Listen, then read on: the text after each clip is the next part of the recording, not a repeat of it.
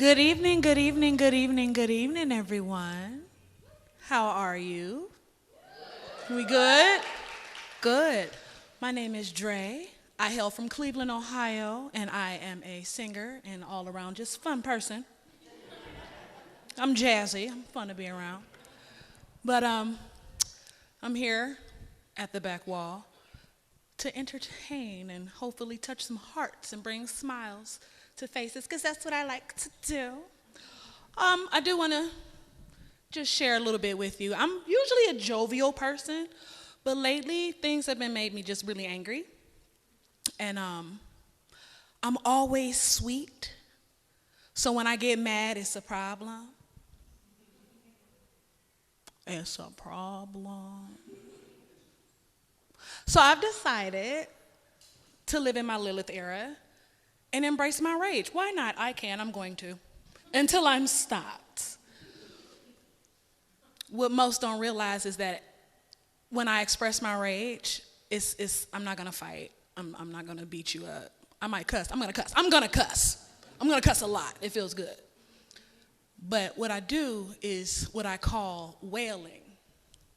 Sometimes I can't find words to express my rage or my pain, so I wail. I just wanted to share that with y'all. So this is my silent song prayers when I can't find my words.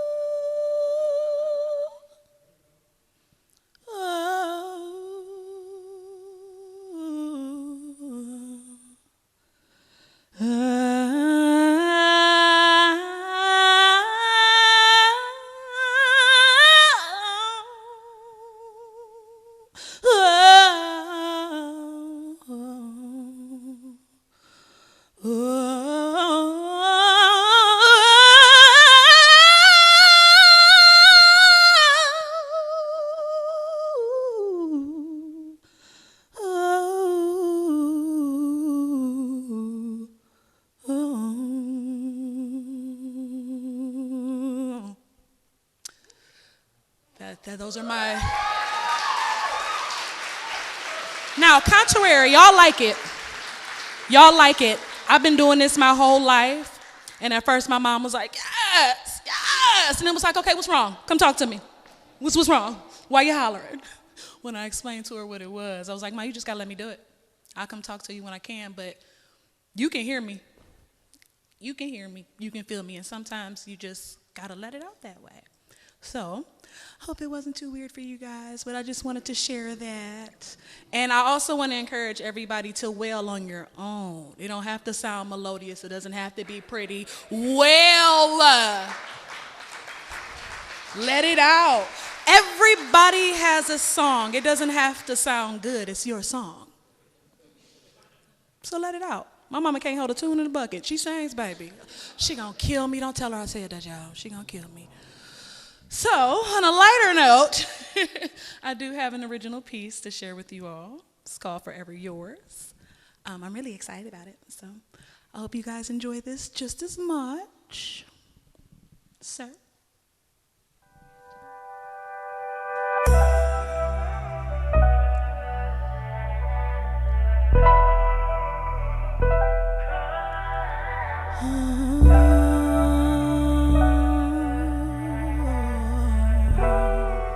ldmusic.com.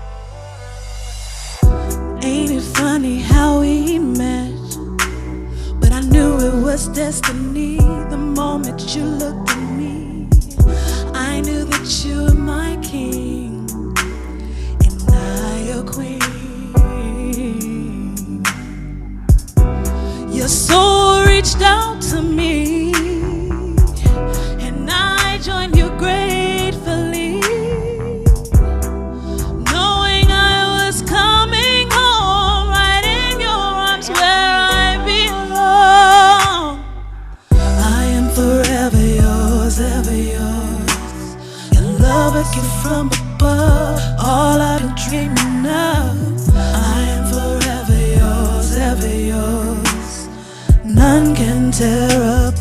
soul bound to my heart. I am forever yours, ever yours. Your love get from above. I am forever yours, ever yours. Nothing tear apart, soul bound to my heart. Love is patient, love is kind. I see the scripture when I stare into your eyes. I see the royalty, the pedigree, from the crown of your head to the soles of your feet. So blessed am I to call you mine, to have and hold. We burn so bold, but no matter how hard it gets, I'll never let go. We may crash and burn, but like the phoenix we'll rise up past the skies. No rhythm, no reason, no rhyme to why. Just I got you and you got me, and we'll make it through.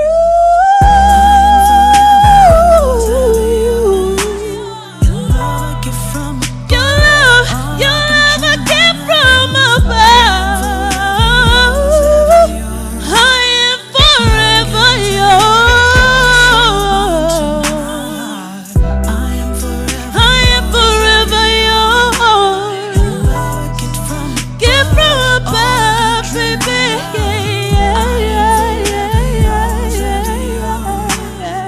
Nothing tear apart, so bound to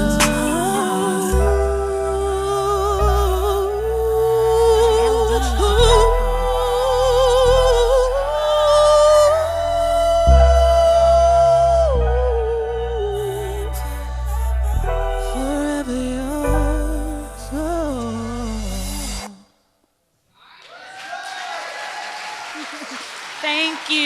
Thank you all. Thank you very much. I'm appreciative, and just know that there is so much more in store. I'm gonna cry now. So I am gonna take my leave and prepare, because the heat is coming. I turned on the oven. It's hot. Y'all hot? Y'all hot? The oven is on. So let's get cooking. Are y'all ready? Thank you once again.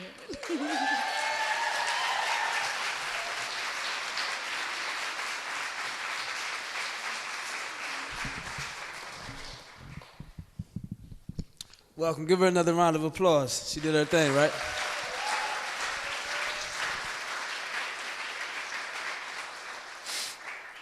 That gift that we just heard and that we anticipating to hear again didn't just come from anywhere. It came from the back wall. The back wall is where you all are privy to enter today. The back wall is a place that's deep, deep, deep inside the prison. And you can't get there just because you want to go there. You only get there by someone that has been there. Someone like me. Someone like her. Someone like us. And that's what you have today. That's where we're taking you, to the back wall. My name is Coach Poo. I spent 16 years behind bars, in prison, incarcerated. And when I stepped foot into the prison, I was stripped naked. They took all my clothes from me.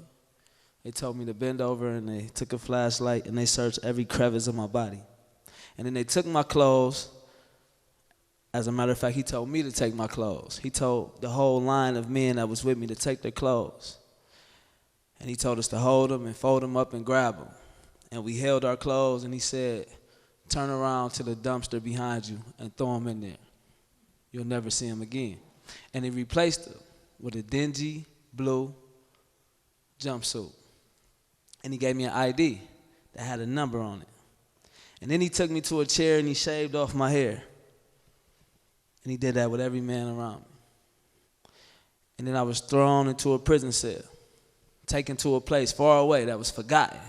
Not a neighbor anywhere, right? and I thought life was over. I woke up in an empty, dark cell. I was 18 years old, and I didn't know how I was gonna make it through the next 2 decades of life inside this prison. And then I found the back wall. See, the back wall was a different place, right? I went into a prison that was controlled, where the police was strong, where police force dominated. And I was told what to do. I was told what to look like. I was now a number, 519-693. I was no longer who my mom birthed me to be and who my community developed me to be. I was I was the number that the prison had gave me. But when I found the back wall, it was different, because the back wall was a place in back of the prison where the camera couldn't see. And so back here, freedom was alive.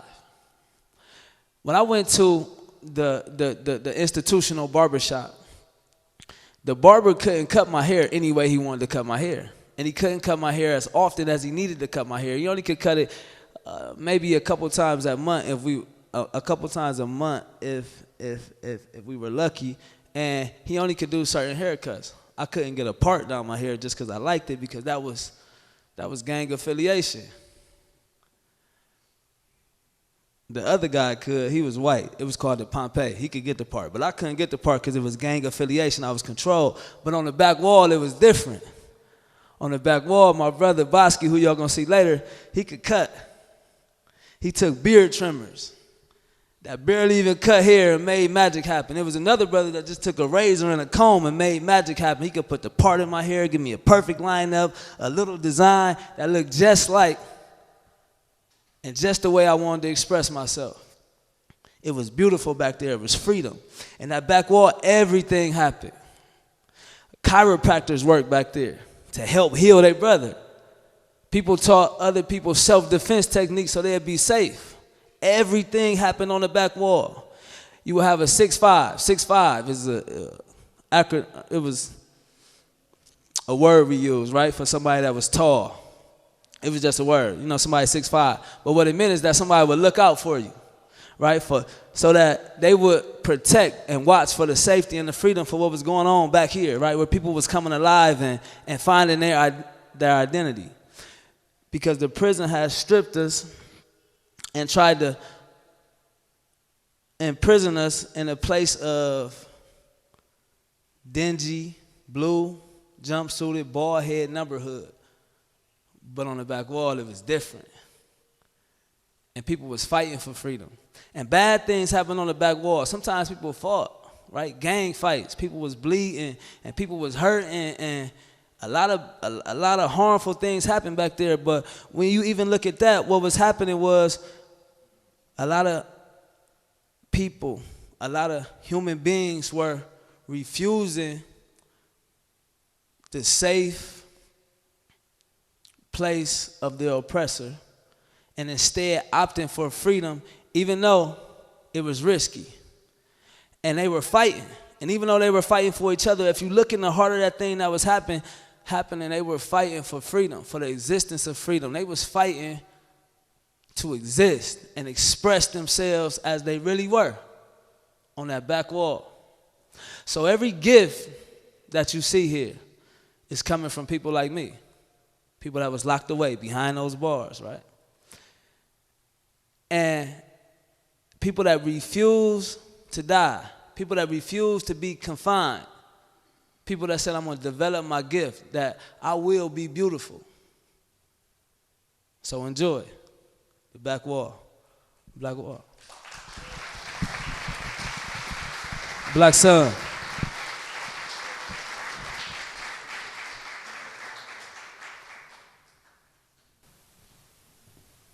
It's me, y'all. How y'all doing?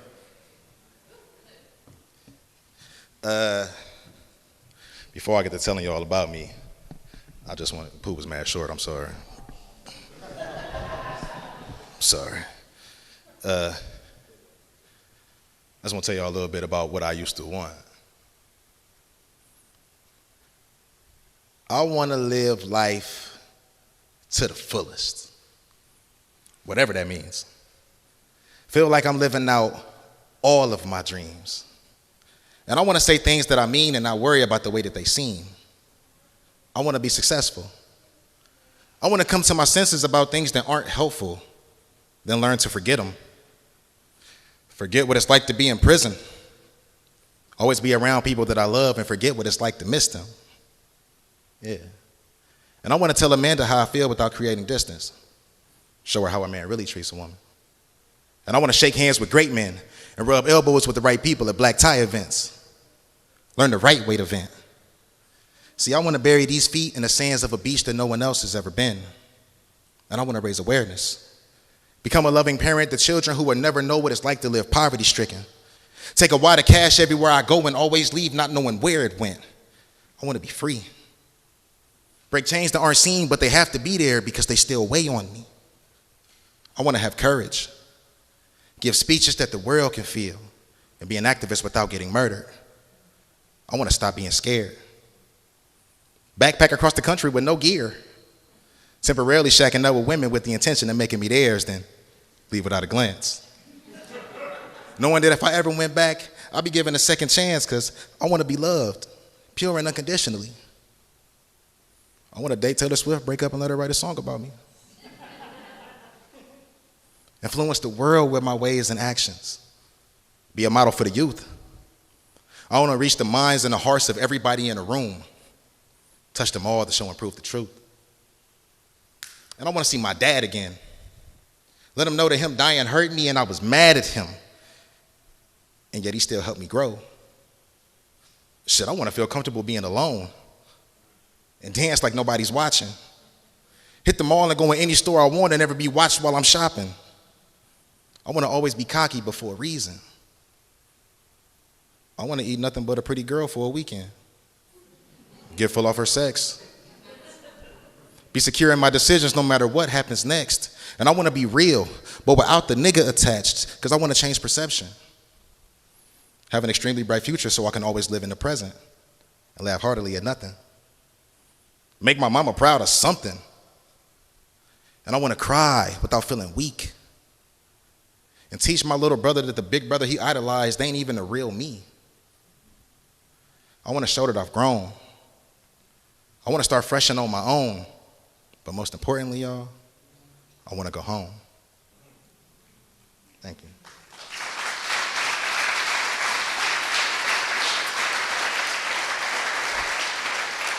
So,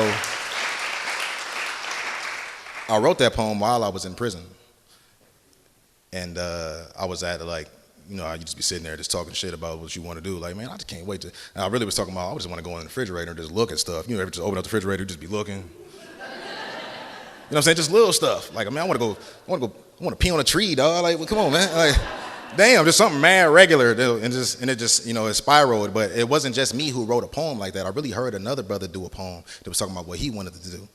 And we had like a little group of poets together, and 5 of us just, you know, just reminiscing, all wrote poetry together. It was a beautiful thing. And I don't do this, right? So y'all on some shit right now. Like, I don't do poetry about relationships and love and stuff. I know I just said that stuff in the other poem, so you could be like, you bullshit, but I'm not. I don't really like to be like, you know, me and my heart are just out here so y'all could just look at it. But I'm gonna do it today. Look, you know that I'm gonna do it today, and I ain't even rehearse it because I'm about to read it, so just bear with me. Like.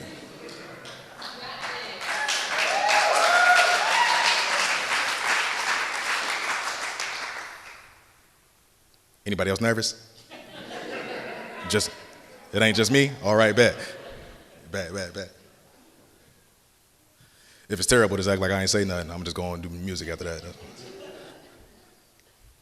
Seeing you brings my shyness back. Like a kid, I get the pitter pat because I still want to taste of the forbidden. Different from other women as you claim. Vibrant technicolor flowing through your veins while others will bleed plain. See, I'm curious to find out if I could cure your pains. Love them away instead of using Band-Aids and boost your confidence. Sometimes my mind travels to the negative.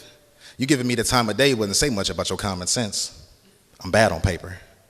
Which may be true, and I won't judge if you promise not to. Let's just explore our exchange. Because I just know that the flash of that smile and those eyes made me think I could get used to that every day. And somehow, around you it feels safe, and I could be me, you could be you. You're all I see, even in a crowded room where it seemed like time stops and angles change. And everywhere I look, it all rotates back to the same place. And could you be my heart's hideaway? Would you protect me from those who only look to do damage? And I promise not to bring along baggage from past misused chances. See, I'm here for you to serve as your canvas. Please, paint what you envision. Let imagination run wild. Broad strokes creating senses that suggest we have significance, and we're set on this collision where the force could give way to passion. Forgive me if my thoughts are far-fetched or old-fashioned, but it is said that you don't know what you got until it's gone. And if you have it, let it go. If it comes back, that's where it belongs. And we ain't there yet, but these steps could bring about conviction, because they also say you find what you need when you're not looking. And here I am. Open arms, welcoming hands, ready to take all of you in. We could be each other's refuge, a shelter from the world's unjust dues. Look, the baby threw me off. I was like, I ain't even get that far yet. I don't even know where I'm at. We could be each other's refuge, a shelter from the world's unjust dues, where vulnerability brings power instead of leaving you destitute. And truthfully, I don't even know what it is that's got me drawn, but whatever it is, I like it. These gazes, they generate a shock when my heart rate elevates to a spot where butterflies turn into bashful knots that never seem to stop. And I ain't had that in a long time. How about you? When the last time you invested in a dude? Because I've lost my heart before in search of feelings that can never be recouped. Giving emotion to a person not as interested as you. I mean, really. If these sensations you ain't getting, it's okay, just let me down gently. But if it seems pretty, let's proceed. See if you and I can transform the we, embarking on a new journey where attributes indicative of character can sprout about a bliss and give attention to this never to be remissed. When intimate isn't necessarily a kiss, it's time spent amidst the ethers. Something we can grow to know is partnership. Thank you. I don't do that no more. Is my computer still open?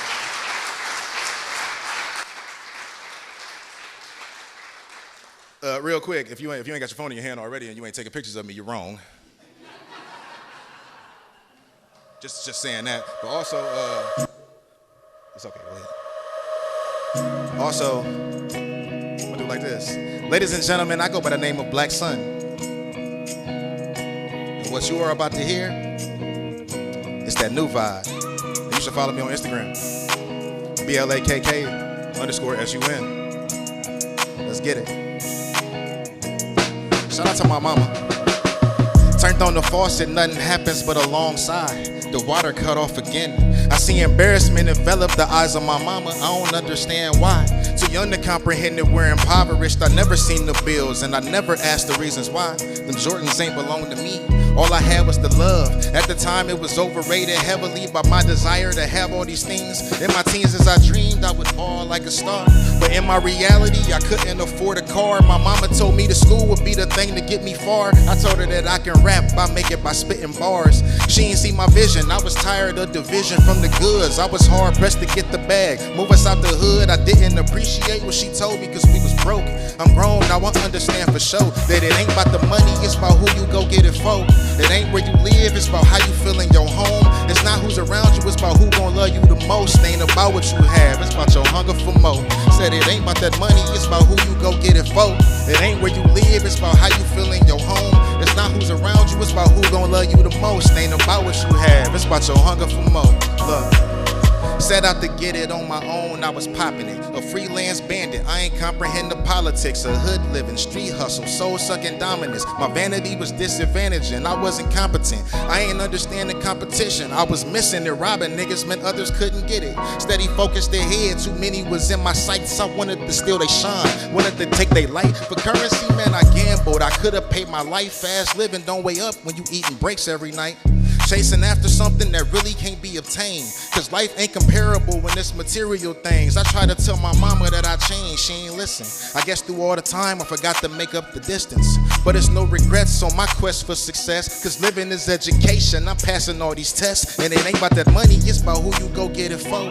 It ain't where you live, it's about how you feel in your home. It's not who's around you, it's about who gon' love you the most. It ain't about what you have, it's about your hunger for more. Said it ain't about that money, it's about who you go get it for. It ain't where you live, it's about how you feel in your home. It's not who's around you, it's about who gon' love you the most. It ain't about what you have, it's about your hunger for more. I never wanna see you down, only wanna see you win. I never want any of us going at the other's throat again. I can feel it too, don't it feel like walls is closing in? Suffocating, feeling all the pressure of the life we live, you don't understand. Back when we had our minds, it was implemented, so we hate each other by design. Chop a brother down, put his flame out in his prime. It's poison to think the things you have I can take for mine. That's what they did to us. How you fuss and look at him like he ain't you. The multicultural subdivisions we have are critical to minimize effects of all these individuals. That's community, black is beautiful, you gotta see it. Steady fighting, dying for a way to live, way to feed our kids, overcome a bid or purchase a crib. In places they don't want us to reside, keep pushing, it's in our blood to survive. You just gotta open your eyes.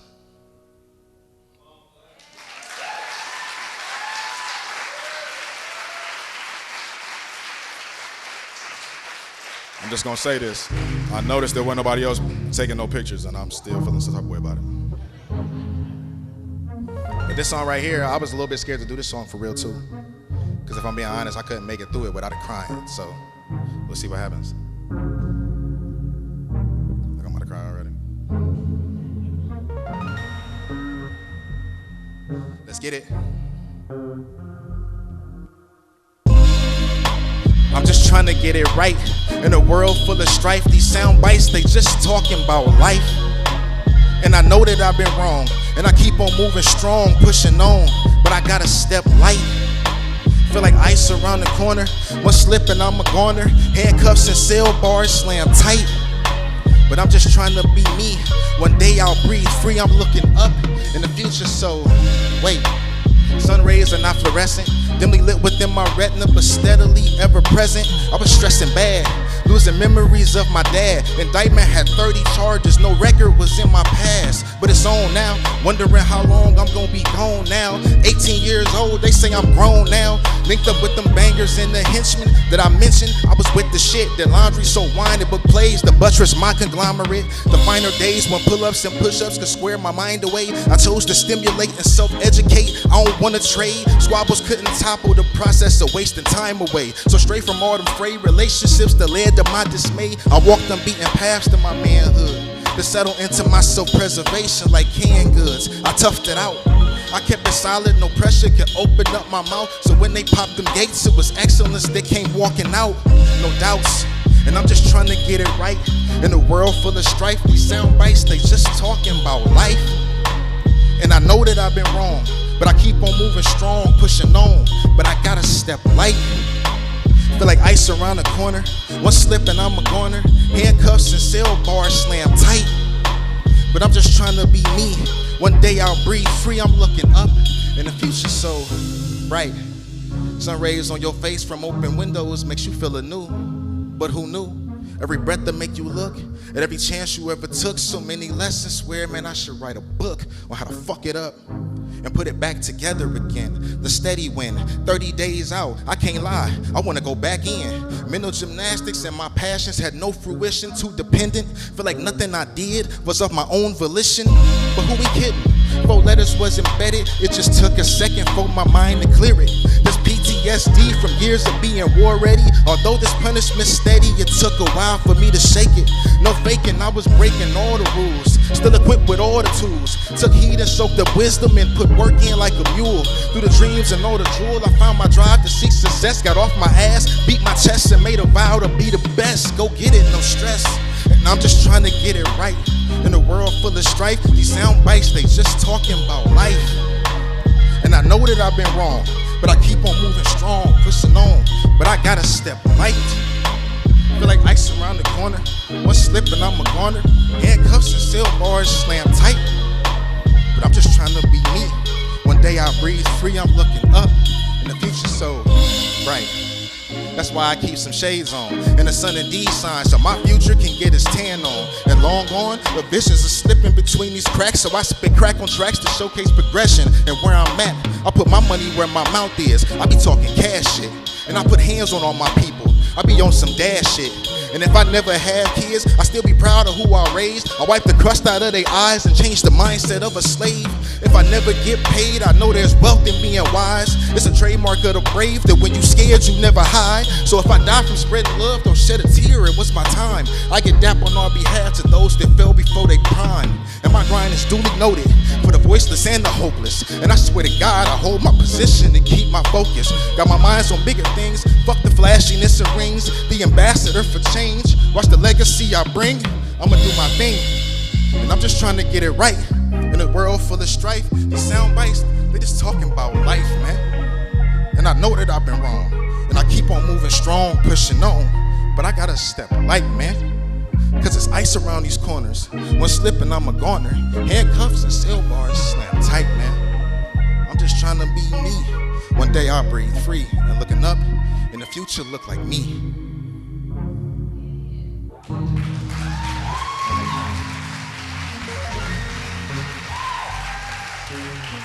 I just want to say, man,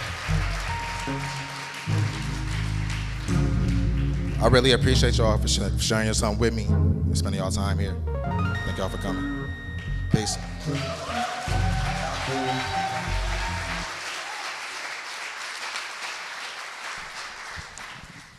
That's Blakk Sun, y'all. Give it up for him. That brother did, that man did over a decade behind bars and has returned home. And all throughout his incarceration, he was a leader, a program head. He worked with youth, he worked with young men, and now he's pretty much doing the same thing. A top figure in our nonprofit, Healing Broken Circles, which we'll learn a little more about later. He's in the jailhouse working with young fathers on a fatherhood program, and he's an artist. He's doing poetry. He's all around the world. Went to New York to sing a little bit.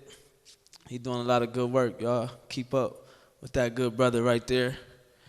I did a lot of time with him. He doesn't seem it, but he's an angry fella at times. When you see him on the basketball court, he's a completely different person, right? All that knowledge and sense go away. He said he didn't fire you, and he did. I don't know. I thought you was deep and intellectual, my brother. Out here, you're different. But that's Blakk. Blakk was also one of the brothers in prison who believed that he was a God, right? When I got to prison, that's one of the first things you hear. What's up, God? What's up, guys? We the guys, right? Blew my mind when I got to the joint, because I couldn't understand what these brothers was calling themselves guys for, and they was finna go sit down on their bed when they called count time.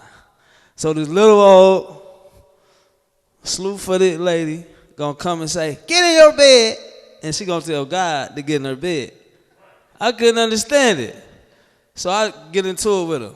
Hey man, quit calling me God, quit calling you God, because we finna go down for count. God. And then I started studying a little bit. I studied a lot in the Christian school of thought, right? And one thing they talk about in the Christian school of thought is a God who created ex nihilo. And that's Latin for out of nothing. And then when I started looking around the prison a little bit deeper, I started to see that something crazy was happening. When I went to prison, I was 18 years old, almost about to be able to get my own apartment and design it just the way I would like it, so that my lady friend wouldn't have to see my mom's pink curtains and this big dumb comforter, but she could see something smooth and sleek, somewhere that I wanted to be, right? But I couldn't do it. I went to prison first.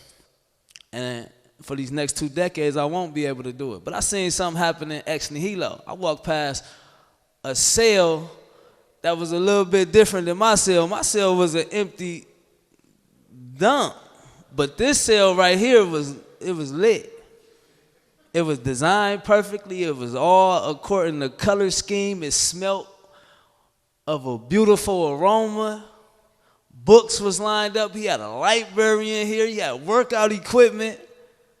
Laundry was folded perfect, and I wonder how he did it. I wonder how he took the nothingness of my room and ex nihilo created this whole world of self-expression and art and beauty. And I looked around, I seen it was happening even more. I told y'all about the brother who was on the back wall cutting with beard trimmers. Crazy hairstyles. Designs all around the head, loops and ravels, and he got beard trimmers. And what I learned was that, hold up, they might be on to something. This prison house might be the home of the gods. This might be the place where ex nihilo, creatio, ex nihilo, out of nothing creation was occurring. And that's what was happening on that back wall. That's what's going to happen and continue to happen on this back wall. What you are witnessing is an event that we travel and we go to a few places and we have aspirations to go far. And what we want to do is take this concept of this back wall, this undying fight to etch out a space of freedom no matter how deep and no matter how strong, no matter how powerful the forces of oppression may be, the forces of confinement and incarceration may be, we vow to create a place, a back wall, a place where art is uncuffed. And we just encourage, and we want to encourage everybody to find your back wall. Don't live in confinement. Don't sit anywhere where you don't want to sit. Don't say, I would rather do this, and don't do it. Get free. Get on your back wall. Because everybody here, that's what we doing. This next brother, up, he did even longer than Blakk did. He did almost 12 years behind the gates, and he came home, and he worked. He's an entrepreneur of entrepreneurs. He is all the equipment and the video, top level video. This is him. This is what he does. MJ Productions, music, video, photography. He does it all at the highest level. Drones, he got them, right? Everything. But he's also an artist, full of thought, full of passion. Let's welcome Tez.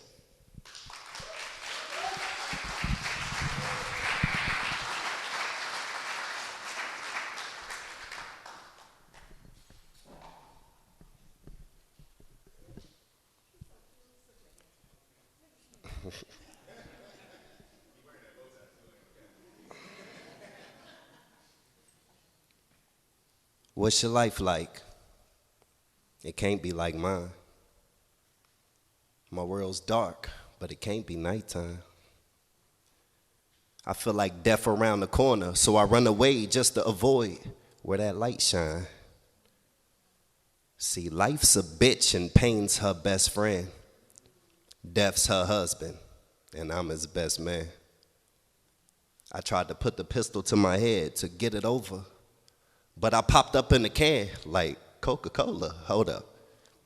If life has no reason, tell me why my heart's still beating and I'm still breathing. A lot of pain cut deep is still bleeding.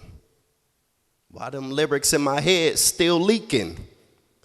Tick-tock goes the clock of time, and death will watch, but it'll never stop my time. I got no time. So I gotta take this time to pull through these chains. Watch them break this time, all right? Mama said, do your best and you will be the best at it. I just got it, so now I can let the rest have it.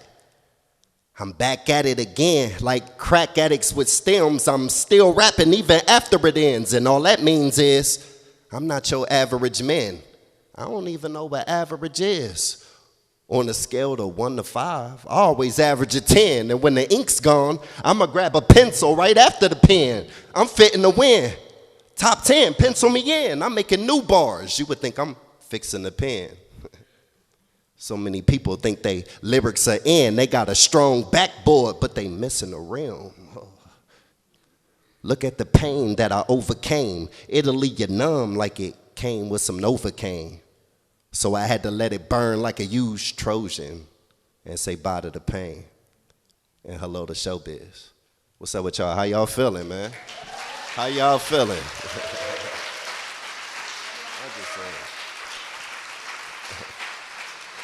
For those who don't know me, my name is Montez Mickens, a.k.a. Zerious Business, and I own MJ Photography and Videography and Demetez Productions. But I also was incarcerated, like he said. I did 11 and a half years in prison. Changed my life. And the back wall that they talking about, I didn't start off with a back wall. I was in a cell block, 23 and 1. And then 23 and 1, walking down the hallway, and COs is there, and they look at me like, look at him, he's despicable. Scumbag, scum of the earth, make you feel like less than a human. How the hell do a human feel like less than a human? So walking the yard one day, one passed me, he said, hey, get out the way. I just turned and I looked at him, and I'm like, oh, okay. And it popped in my head, right? I got a question for you, man. Would you rob somebody? Would you hit a bank? Or would you pop somebody? If someone's selling work, then would you cop it? Probably. To provide for your home, would you rob? Would you steal? Would you sell? Would you kill? Would your homies be down? To run up in the house and lay everyone down? Would you work at any place that you can find in your town? Tell me the truth. Won't you do exactly what you have to? Working at the Waffle House, you'll make about $1 bill. To keep it real, it's kind of hard to try and pay off all them bills. And by the way, I got a baby girl. So I know I gotta have some baby food there just for her. Picked up the phone to call my mom, and I'm like, damn. I know the phone ain't off because I know I paid the bill. My baby mom like, nah, we didn't pay it, babe. We paid the car note, the electric, the gas, but the phone didn't make it. Paychecks getting lighter. Michaela crying because she ain't got no more diapers. And on the 1st, that's when the rent is due. That's in a day or two. If you was me, what would you do? Would you rob somebody? Would you hit a bank or would you pop somebody? If someone's selling work, then would you cop it? Probably. To provide for your home, would you rob? Would you steal? Would you sell? Would you kill? Would your homies be down? To run up in the house and lay everyone down? Would you work at any place that you can find in your town? Tell me the truth. Won't you do exactly what you have to? Now I'm thinking I maybe should grab the burner and grab the mask and make my way out to the corner. But first, apply to work at Mickey D's. But they won't hire me because they say I got too many felonies. Man, damn. I'm trying so hard not to do the same thing that got me behind bars. But what else can I do when I really ain't got no clue, no help, no money, and no goddamn food? My checks getting lighter. Michaela crying because she ain't got no more diapers. And on the 1st, that's when the rent is due. That's in a day or two. If you was me, what would you do? Would you rob somebody? Would you hit a bank or would you pop somebody? If someone's selling work, then would you copy probably to provide for your home? Would you rob? Would you steal? Would you sell? Would you kill? Would your homies be down to run up in the house and lay everyone down? Would you work in any place that you can find in your town? Tell me the truth. Won't you do exactly what you have to? I'm just saying. So for me, prison changed my life, right? If I could go back in time and not go to prison, I wouldn't. I know it sounds crazy, but I was a menace before prison. And the bow tie guy that you see now, I love myself now. I didn't love myself then, right? And prison got me to this guy. It sat me down and it put me in there with other good brothers, right? And then you know what happens when you're in there? You're like, damn, man, my life, man, oh, everything going wrong for me. And then you hear this story from this guy and it's like, damn. And then you back on it like, my life, man, they gave me 18 years, this is crazy. And then he got life with no parole. I'm like, damn. You know? So sometimes you feel up in there, sometimes you feel down. But in a downtime, right, beautiful things come out of being down in prison, right? Beautiful things. Anger, right? Anger is a beautiful thing. Shout out Draye, man, I heard you, girl. Mm-hmm. Anger is a beautiful thing. Kind of like, it took a minute for me to actually witness the nonfiction in living. That's why I'm serious business. And this is serious, listen. It's so serious sitting it in vision, getting 18 years of a sentence to prison, bitching at your baby mama, because she hasn't written no letters to keep a character or to show you her interests. Walking on the yard, knowing freedom is only inches. It take a real man not to hop over fences. Waiting on my appeal so my prison sentence will finish. Until then, I'm dipping and curling off all them benches, twisting out all my pain on everything I have written, wishing that I can make it up to my daughter for missing all of her life, birthdays, Thanksgivings, and Christmas, first steps, first words, first trip to the dentist. It's fucked up how I'm feeling. Fucked up how I'm living life. Knowing my brothers and daddy sent me to prison for something that I shouldn't have done. But I did it for cash.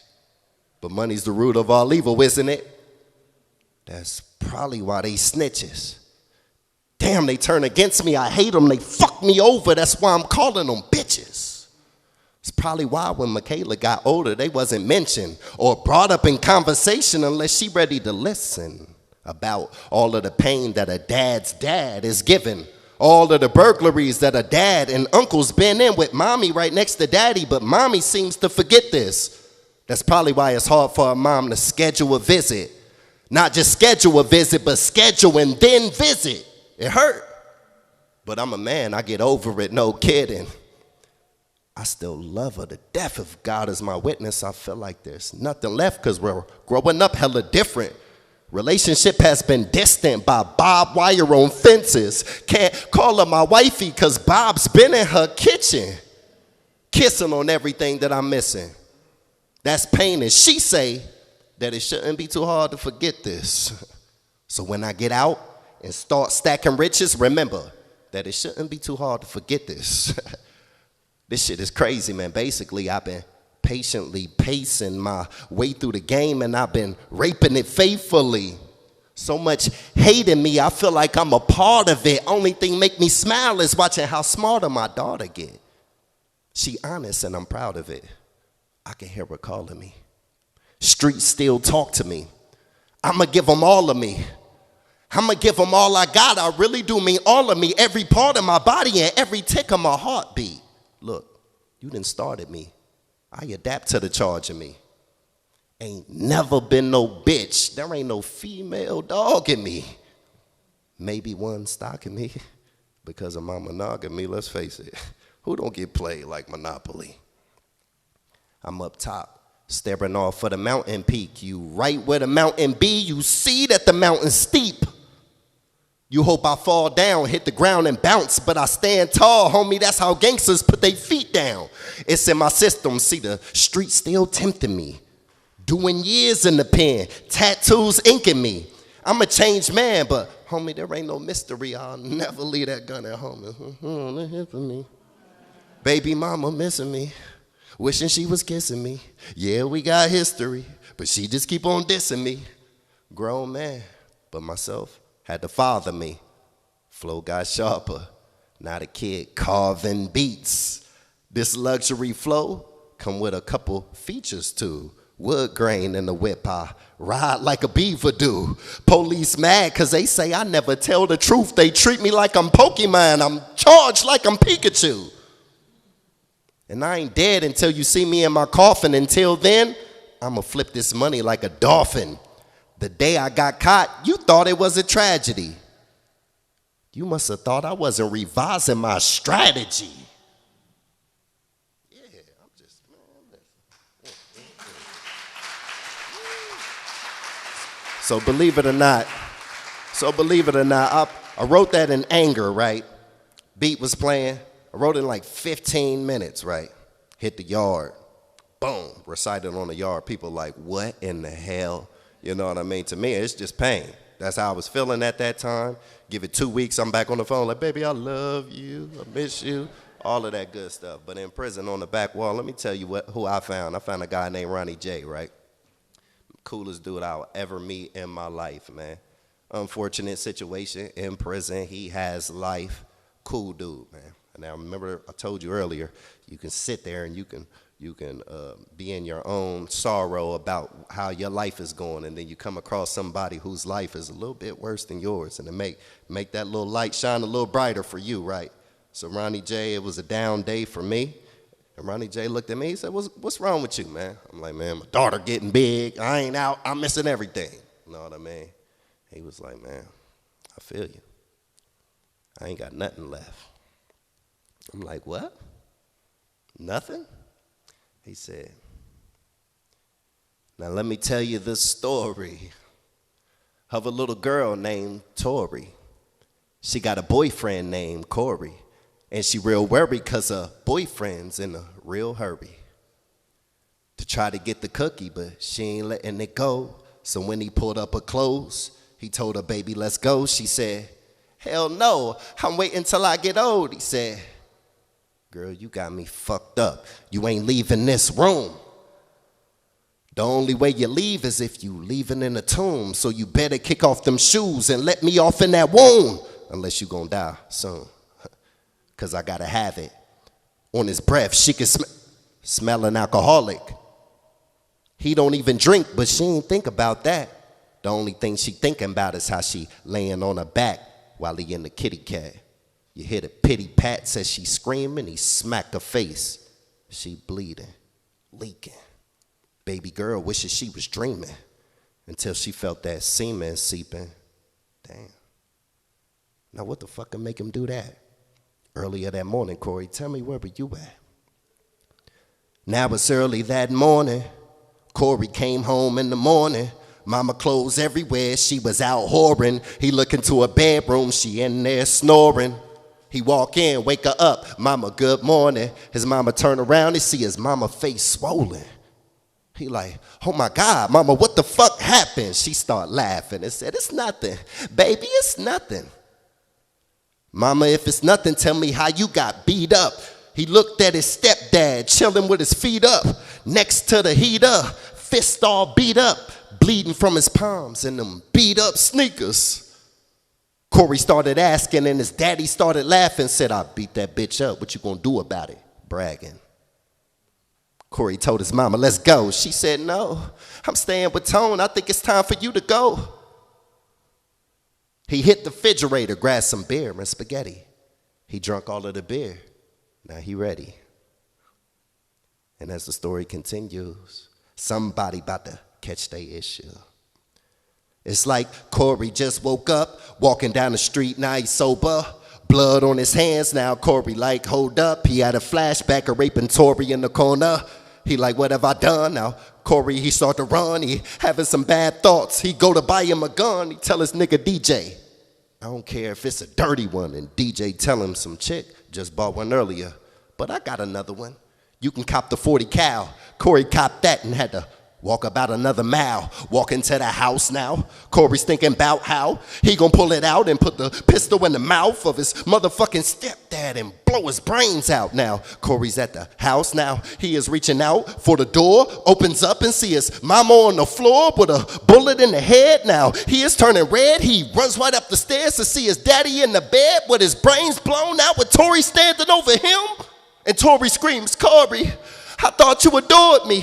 Then Tori shot Corey, and then Tori shot Tori. End of story. I appreciate y'all, man. That's my time. My time.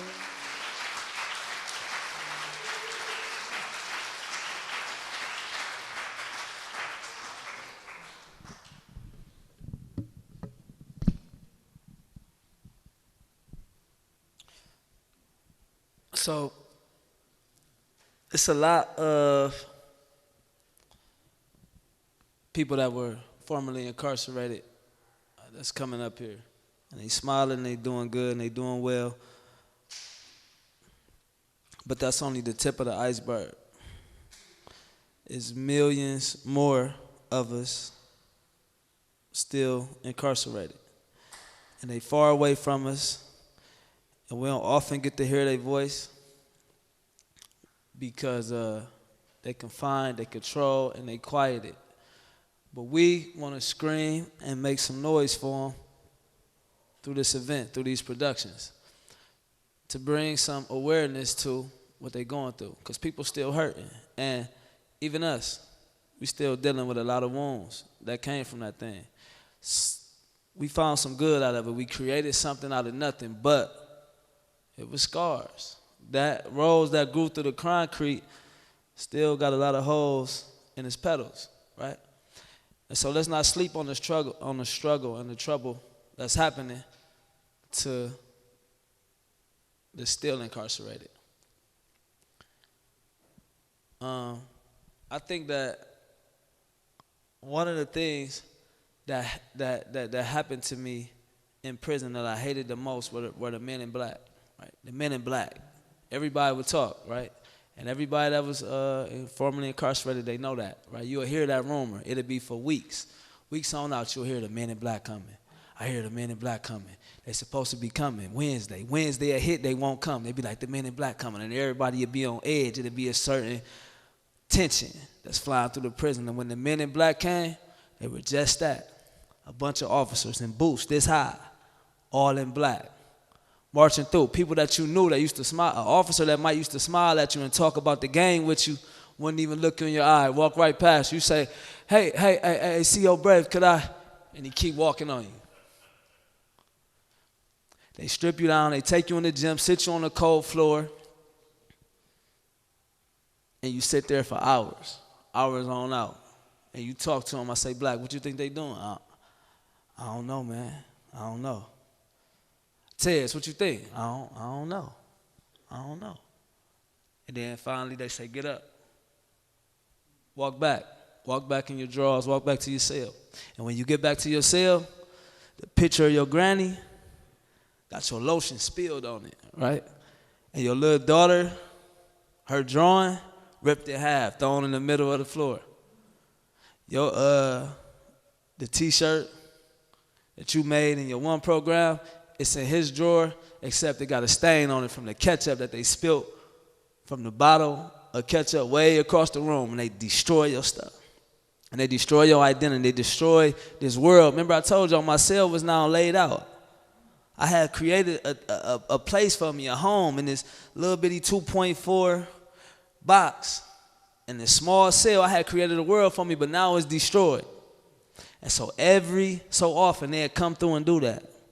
destroy your identity, because then I felt this big, because I had started building up an identity about myself. I started feeling like a man because I was learning, I was growing, and I was thinking, and I was calling home, and I was creating ideas and inspiring people, and they was looking to me for wisdom. But now they reminded me again that I was nothing but a prisoner. And so all that confidence and all that identity that I had built up was destroyed again. And not only that, my world was destroyed again. And I had to go all the way back through this recreation. And when I look back, we continue to resurrect who we were. And so that was my struggle in prison. And Tez told you a little bit about his, but his was different. And so the thing that I want to say, and the thing that I need everybody to know, is that it's a lot of people behind bars, a lot of individuals, right? And all of the experiences is different. And all of the gifts are different that we are being deprived of right now. And prison is a simple solution to a complex and complicated problem. Because so many people need so many different things. Tez needed one thing, I needed another thing. I came from an environment in the ghettos of Toledo, Ohio, that kind of prepared me for some of the things in prison. So I came into prison, I knew how to fight, because I had to fight when I was little. But it was my friend, Mike, he was a white kid. He didn't have to fight. That ain't one of the skills that he developed. Mike was good at science. He could write, but he couldn't write on the back wall when they was trying to take his chips from him. That wasn't gonna work. So Mike ain't know what to do. He was a white kid that didn't have these skills, so he had a whole different struggle. And so we talk about prison like it's a solution for everybody, but he is a completely different person. And when you go, so one thing that happened is you go to the infirmary and you say you sick, or you say you hurting, and you always faking. I don't care what it is. You can show them, right? My head bleeding, there's blood right here. Oh, come on, Gaston. Come on, Gaston. You mean to tell me you couldn't wipe your head up? Man, it's hurting for real. No, guy. I mean, I see the hole in your head, but come on. So you always faking, and they always got one solution. Ibuprofen. I don't care if it's shortness of breath, ibuprofen. I don't care if it's small seizures, ibuprofen. I don't care if it's mental health, ibuprofen is the heal-all in prison. That's what incarceration is. So we have to stay aware of these people, our people, these human beings that's locked behind these bars, and remember that they need us in all their multifaceted issues, because they have all these multifaceted and wonderful gifts that we need. And we don't want to forget them, and we want to partner with them. Everybody here is from the back wall. Everybody that you hear and come up here is from the back wall. Even these people that haven't been in prison, they have partnered with the back wall. They have become one with it, right? They've partnered with this struggle and joined it, let these problems become theirs. And so, with that said, I bring up the man who we call Tripp Fontane, y'all. He coming to the stage. And I'm gonna give y'all a hint why he come too. I'm gonna give y'all a hint, man, about my guy right here. I'm gonna go ahead and open and tell the truth about it real quick. He about to blow. Get his autograph now. Because he think he gonna slip in and sneak out, and then we gonna see him on TV in a couple months and be like, God damn it, I should have got that picture and that thing right now, or get some dirt on him or something, right? Get some dirt on him. I'm gonna kiss him and take a picture of him, because hey, slide me something, man. But anyway, y'all, it's Tripp Fontane, man, y'all, let's bring it. Hey, give it up for your host one more time, man. He killing this shit for real, for real.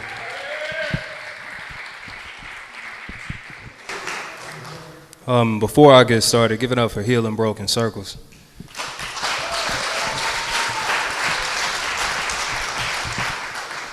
So I worked with them on this project when it was an idea in a room. Kendra Hovey had reached out to me and just asked to have coffee, just asked to rap about this idea, about this organization that started off in prison and through unfortunate circumstances had to move out of prison and rebrand, and shit, she wanted my help with it.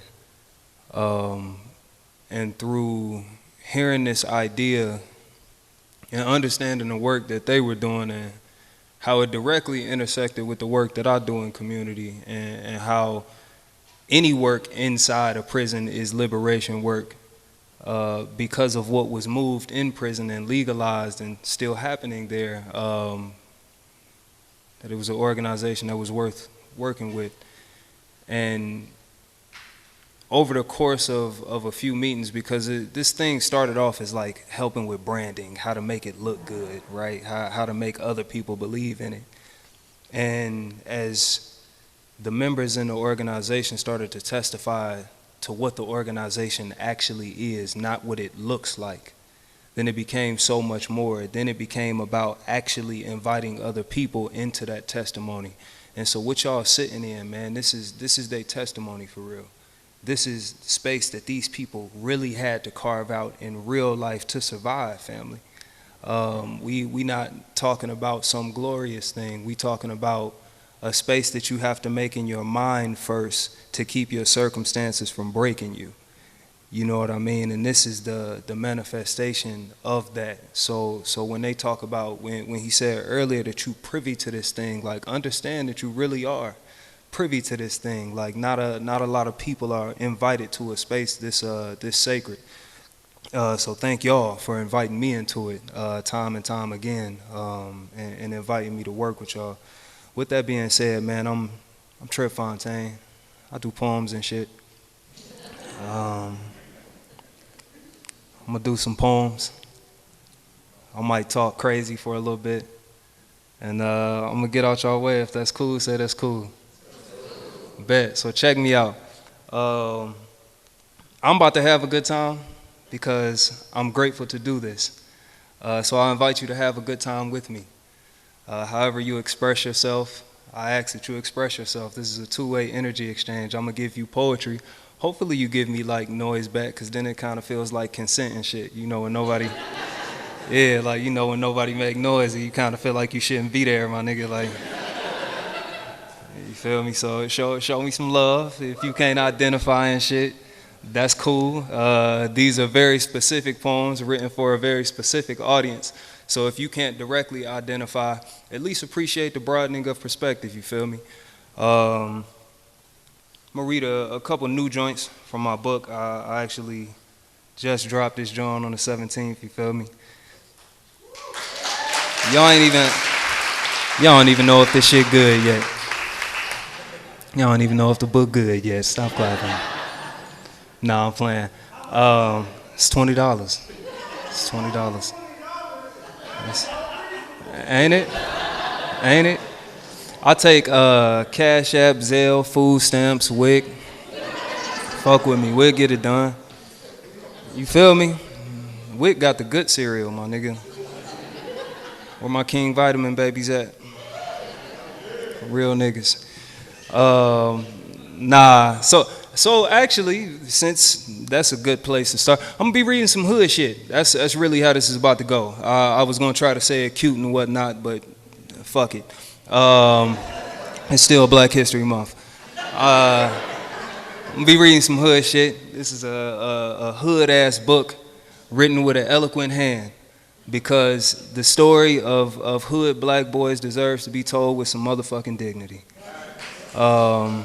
Too often we are asked to strip and carve out pieces of ourselves to exist in spaces even inside of our own communities, because we are deemed threats because of what we've gone through and what these environments has made us, and we are attacked instead of the motherfucking environment. So this is for every black boy from the hood, you feel me? Let's do poetry. Let me see what order we gonna do this thing in. Bet. Cause I didn't have to do time myself. This is correct. But my grandfather did. My great uncle did. My cousins did. And everybody from my friend group in my hood except for 3 of us did. And that was all by the time we were 16 years old. So this thing that some people have dealt with directly, if you black, I know you dealt with it too, because that's just how the numbers work out. It's actually a guarantee that if you black, somebody in your family, whether they in your house or your cousin's house, either has been, is in, or is going to jail. So this thing, this story of mine, it's your story too. Even if y'all don't fuck with that side of the family, this your story.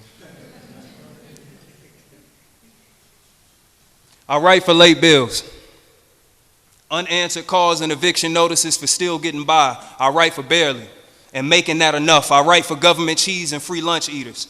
Hand-me-down and clearance rack fashionistas. I write for 2 for $1 food stamps and borrow power from the neighbor's crib. I write because the village broke. I write because we ain't the ones that broke it. I write because it's still village enough. I write for niggas who only ride out was a full one or they last one. For niggas who had to duck shots between defending them. For families hinging on their son's success because manual labor barely swing the family by. I write for high hopes and heavy heads. I write for niggas that share dirty bath water and pissy beds, for dish detergent bubbles and faces full of Vaseline. I write for mamas and daddies that had to bury children, that had to hug their kids' friends tight enough to squeeze out memories to drown out this one. I write for parents whose babies gonna be babies forever. I write for the stains that never seem to wash away. I write for minefield infested neighborhoods. I write for niggas that didn't have good steps to follow, and for collateral damage, for battle theaters with no home field advantage. I write for child soldiers who never knew they were children or soldiers. I write for flag bearers and bearer arms that sew purple heart patches anywhere they can still feel a pulse. I write for niggas that stopped feeling a long time ago,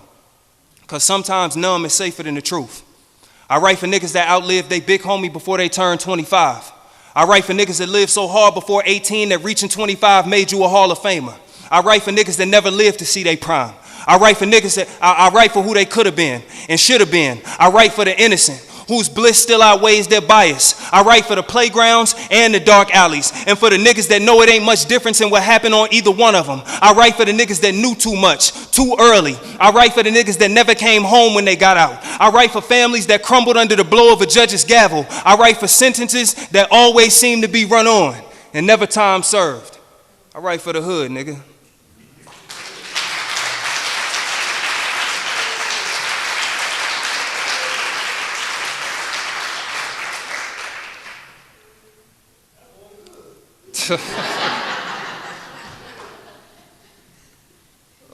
So yeah, I'm gonna do some poems. I'm gonna have a time, I'm gonna do some new shit, and I'm gonna step away from the book and do the stuff that they paid me for. We know faith through granny's prayers and funerals. And God work feel a little more mysterious every time. We don't know statistics, and we don't know the word, but we know both were with God.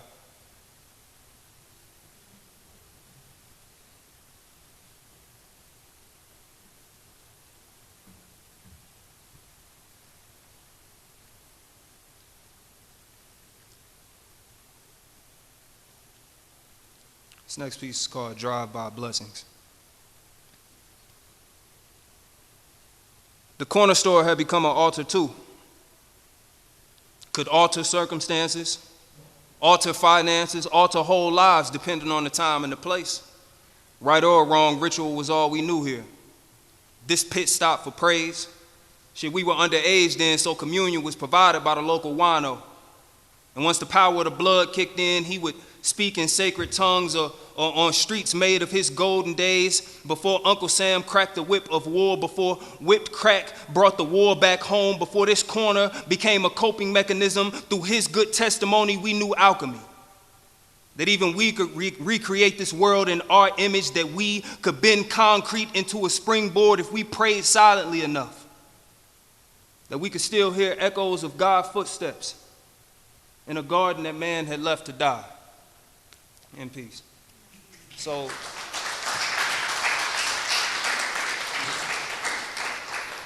check me out. I'm an educator, what I would consider a pro-activist. And I do liberation work, right? My lane involves educating young people. You feel me?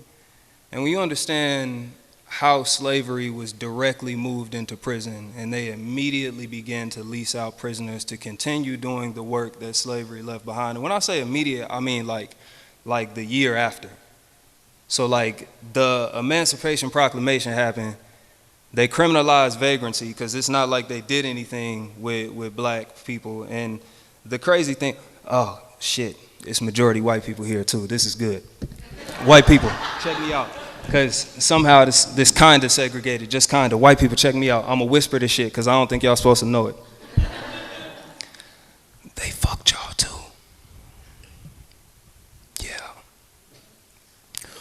The status of the poor European in America was only barely financially above that of the slave.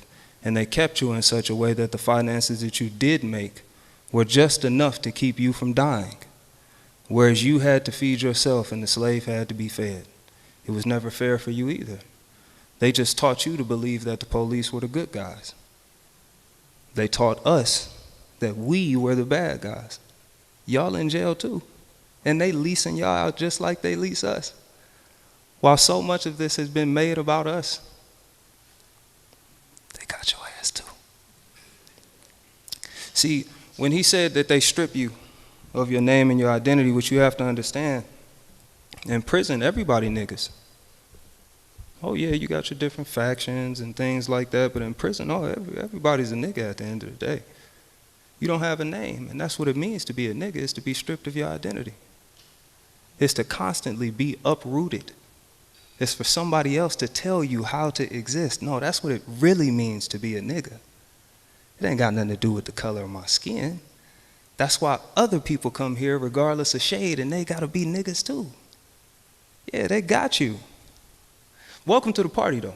Anyway, poems. I just wanted to invite you to Black History Month for a minute. Oh, one last thing, and I'm gonna get back to the poems. The white people, if y'all really wanna celebrate Black History Month, I'm gonna invite y'all in on some top secret shit. I ain't even gave this to niggas yet. Check me out. If you wanna celebrate Black History Month, you really wanna get to the root of it, you wanna feel it. Next federal holiday we got, rest of the year, matter of fact, every federal holiday. Take your ass to work. Don't clock in, don't even tell your boss you going, do not collect no pay, just go ahead and take your ass to work. Matter of fact, work a double shift. Unrecognized, unpaid, you ain't even supposed to be working at them damn hours. Just go to work. And that's how you celebrate Black History Month with the rest of us. Next poem, Wino's Testimony. I spent so long running from everything I come from. Hell, now I'm lost, nigga. In this nothing that we got, I found everything, but everything is what it cost. So where I'm supposed to begin? Except where yesterday ended, and even today ain't as heavy as right now, but this moment precious. And so it's easy to miss it when survival won't let you slow down.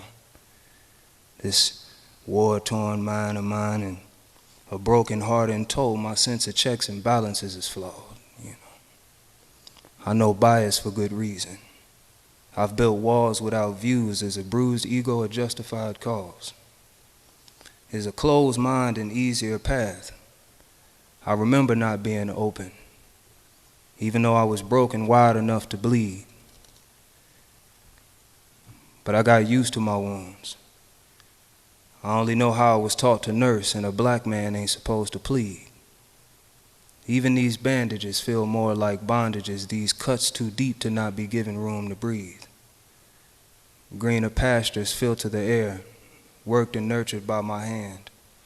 Roam all I want, but still ain't figured out how to leave. In peace.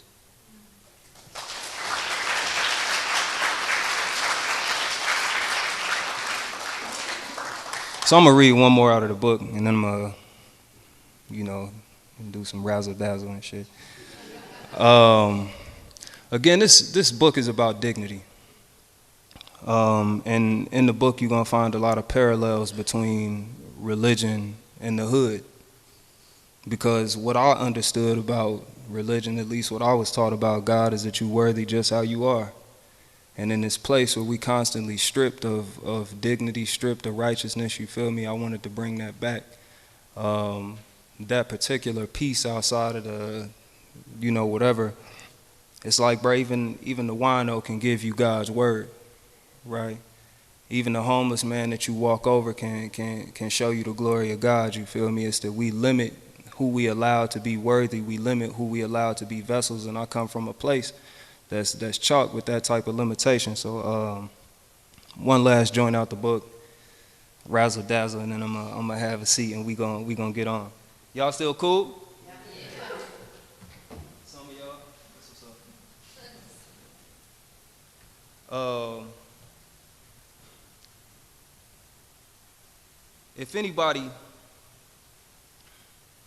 niggas in the room, y'all know how important the relationship with your barber is. I ain't get my first real barber till I was like 7. And I ain't realized how important it was until school pictures, bro. Like, 'cause I had my little good outfit on. All the girls was looking at me. I had my cheap little Stetson cologne on, you feel me? Like I was doing something crazy. I had the good windbreaker fit. It was 97, you feel me, with the part on the side. And I knew right then, in that moment that a barber was something special, bro. And he was cutting my hair clean up until I started going bald, bro. It might have been his fault, but I wasn't gonna cheat on him, though. You know what I mean? When I was in 2nd grade, I found out God was real the day before picture day. I remember my testimony entered the school before I did. Every room met me with turned heads. This little light of mine was shining clearly, evidence of prayers expeditiously answered. My mama prayed that an angel come and taper the nape of my neck, that a sword be swung from shoulder to shoulder, knighted in the courts of the Most High God last night. I sat in the pulpit, propped up in a throne I was too small for. The angel exalted me, hoisted me into the heavens, wrapped clerical collar around my neck, hung wings over my body. He knew transformation required protection. I was commanded to be still, to be precise in my walk with God, not to sway too far right or left. This angel with heavenly tools and an unchanging hand etched a crown onto my head. A good work was sown into soil thought barren. The congregation in awe of this sermon approved and praised and demanded a copy of my mama's prayer. She spoke me a miracle. Even before I was handed the mirror, we knew I was a reflection of God's mercy and grace when I walked into school for picture day.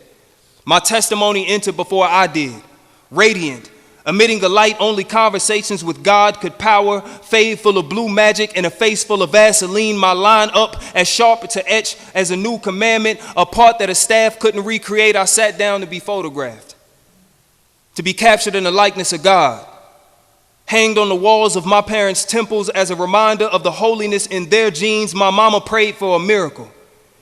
And on 2nd grade picture day, we finally got one.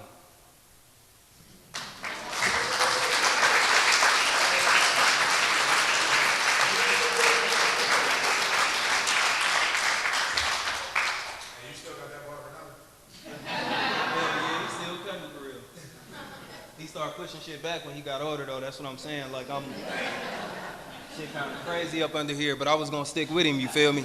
He get older, I get older. Fuck it, Are y'all recording on this mic? Can I move this? Y'all recording? Directing to the, okay. All right, cool. I was trying to do it.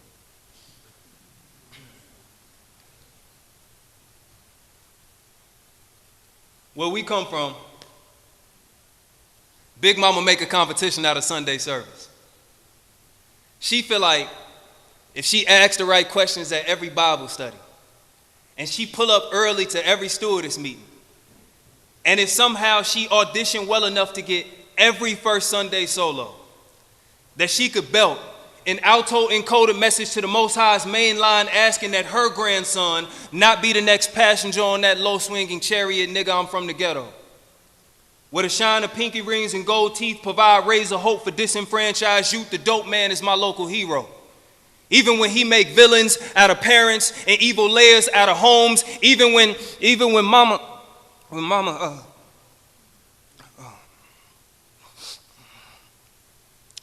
come on over here and tie my arm up, baby.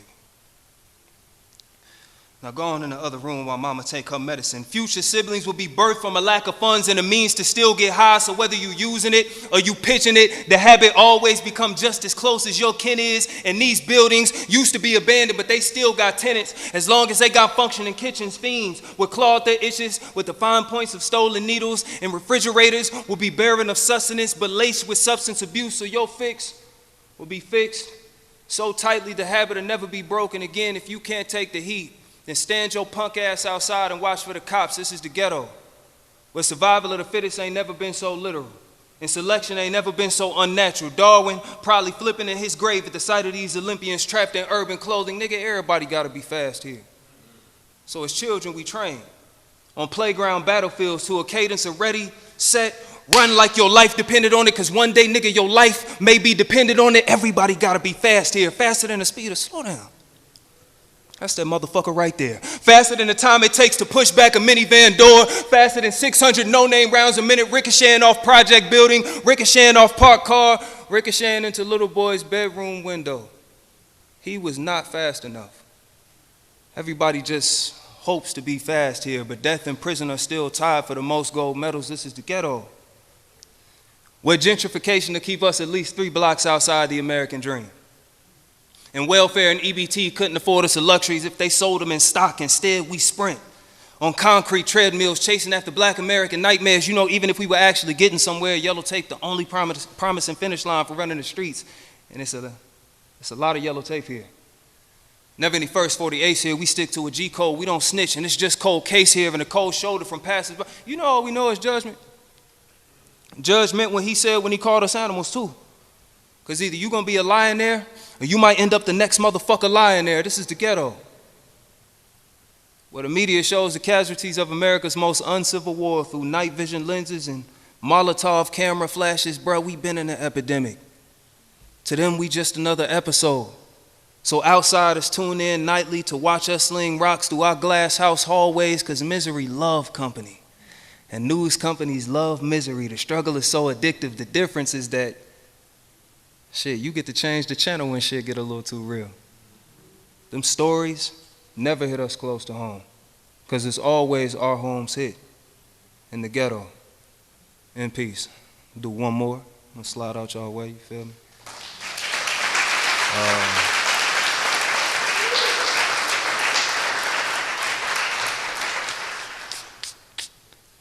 If you fucking with the work, you can follow me on stuff. Tripp Fontane, Tripp with 2 P's, Fontane. I do a show here in Dayton, Ohio called Broken English 101. It's pretty dope. I'm not just saying that because it's my show either. It's pretty fire. Yeah, tap in. Last piece.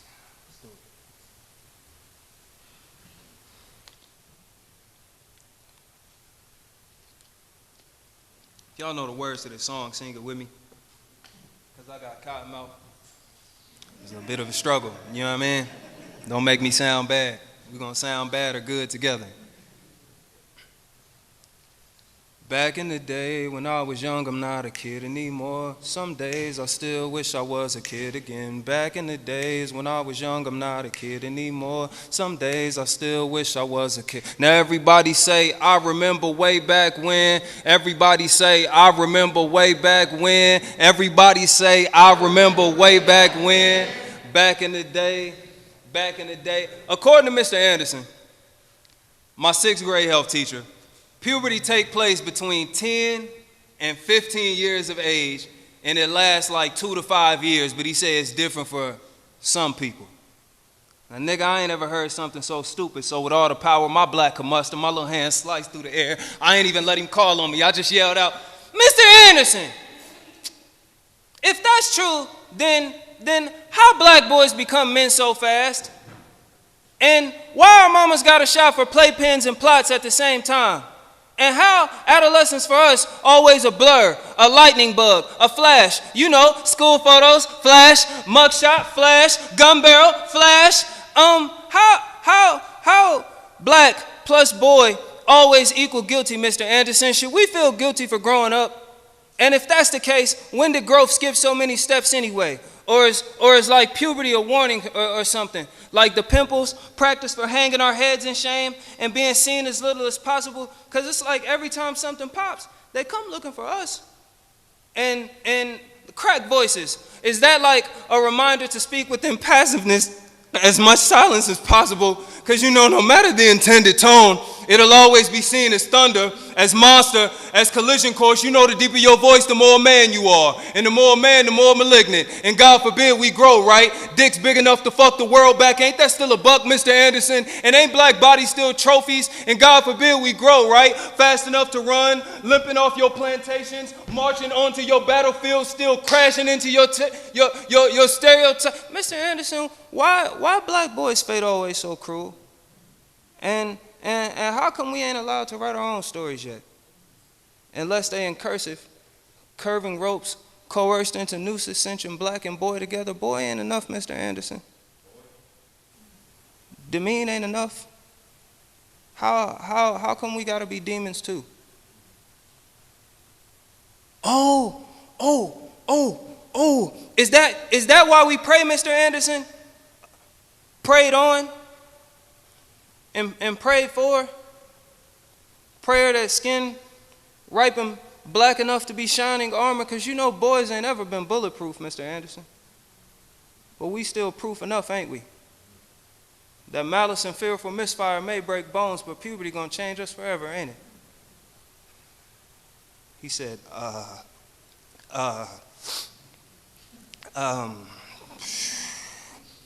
well, puberty typically takes place between 10 and 15 years of age and lasts 2 to 5 years, but it's just different for some people. Back in the day when I was young, I'm not a kid anymore, but some days I still wish I was a kid again. Back in the day when I was young, I'm not a kid anymore. Some days I still wish I was a... Now everybody say, I remember way back when. Everybody say, I remember way back when. Everybody say, I remember way back when. Back in the day, Tripp Fontane, I appreciate you.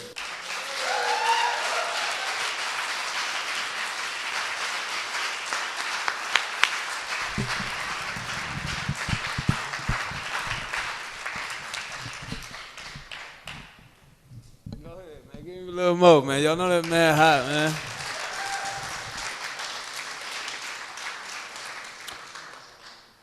So like I said, people like Tripp joining us in this struggle. People like Brianna, who y'all gonna be later, joining us in this struggle.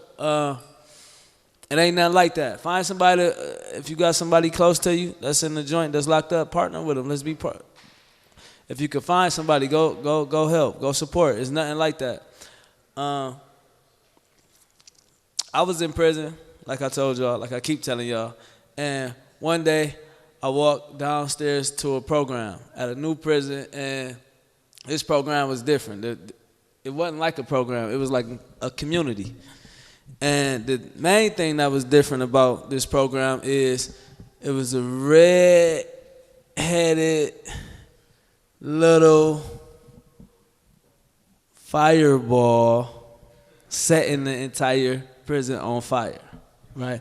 And this was a place that we called Lifeline back then, but it is Healing Broken Circles. Healing Broken Circles is a nonprofit that worked in the prison, right, to heal people, and they healed me. And it was headed by this lady right here, and created Jody, the champ right here,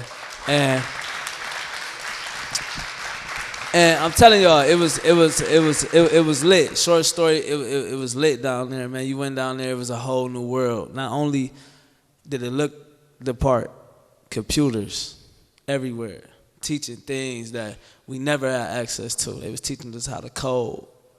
It was teaching us about social justice. I went down there and learned that it was a such thing as mass incarceration and real discrimination that I couldn't see, right? And it blew my mind and gave me a battle and gave me a struggle and gave me new purpose, because I knew it was a battle, but I just couldn't find it, and I found it there.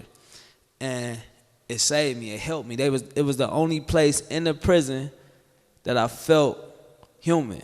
Right? Every other program I went to, and they taught me to say that I was sorry.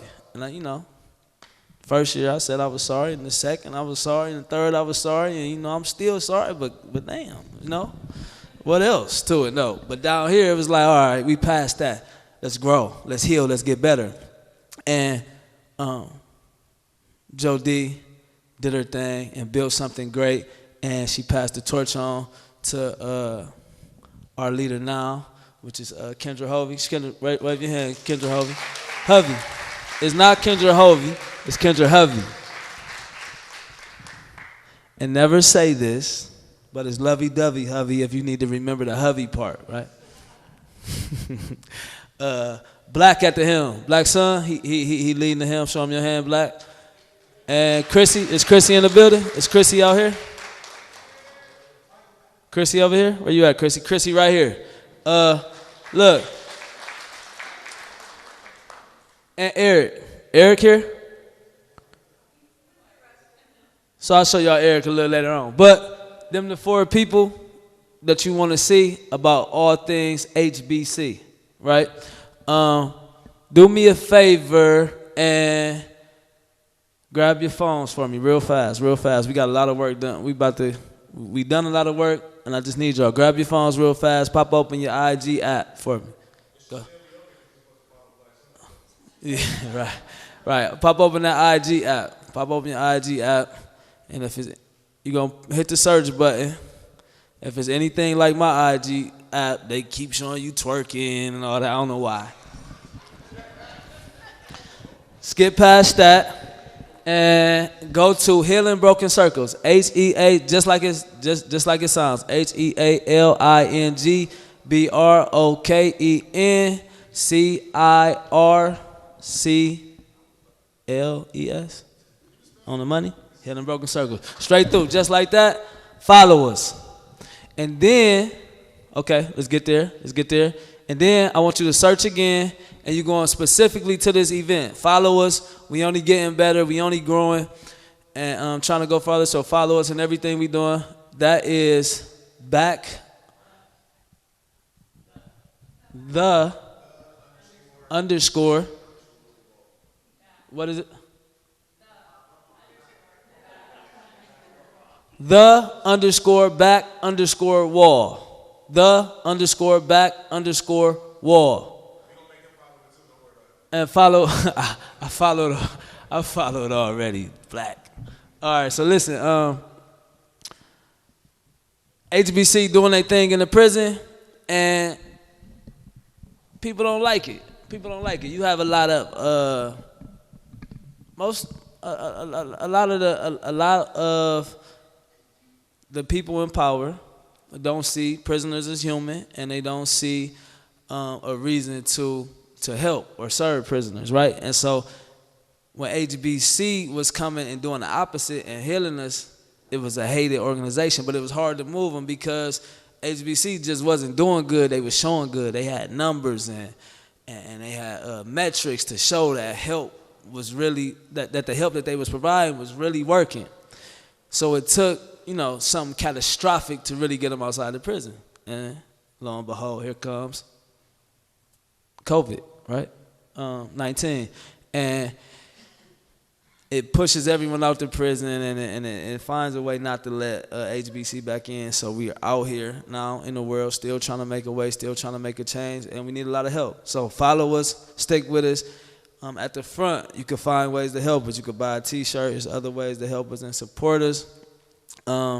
Just do what you can. You can also, if you were affected by this event, we're going to take some video testimony. So if you find somebody in an HBC shirt, what's going to happen is you're going to say, hey, I want to talk.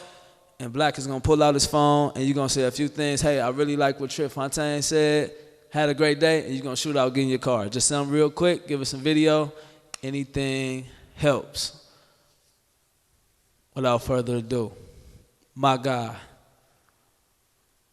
Love, Baski, and Brianna. Let's welcome them up, y'all. Let's do your thing.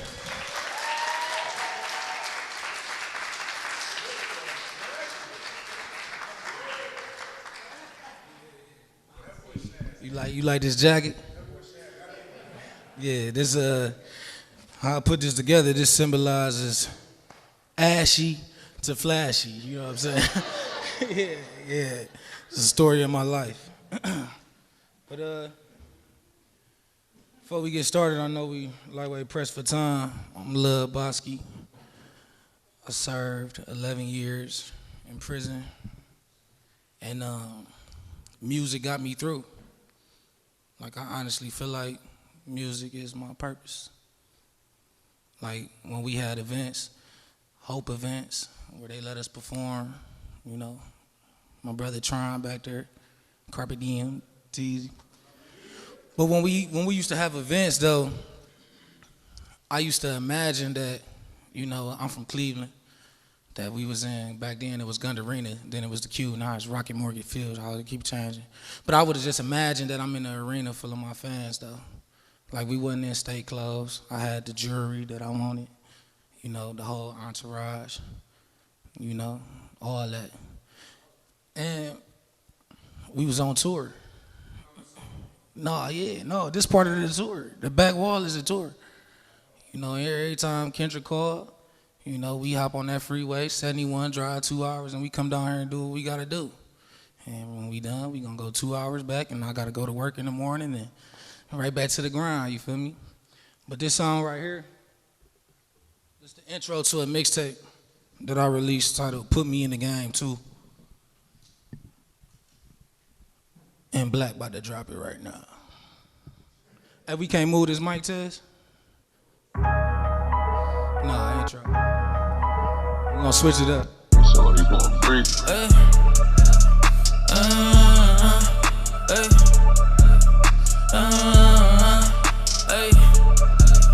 Baski.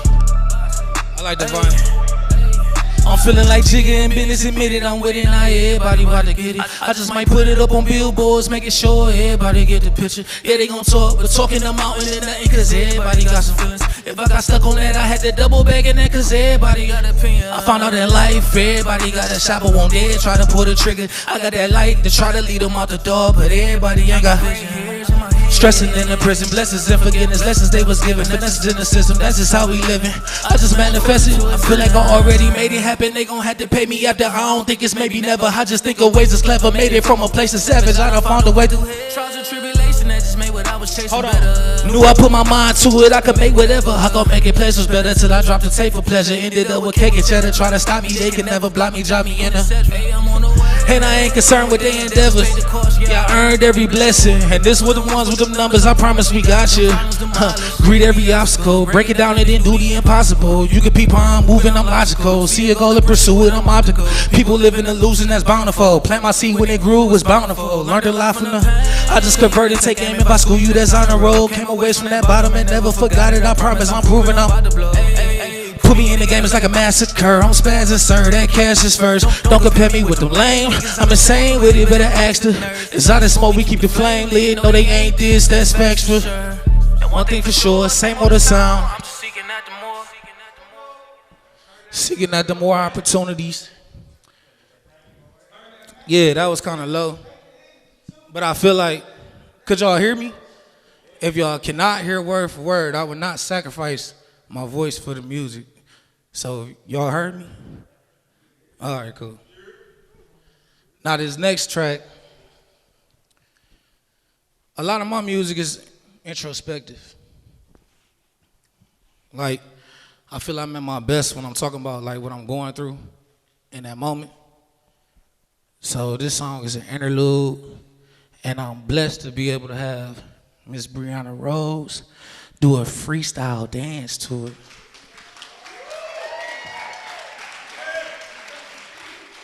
You wanna move?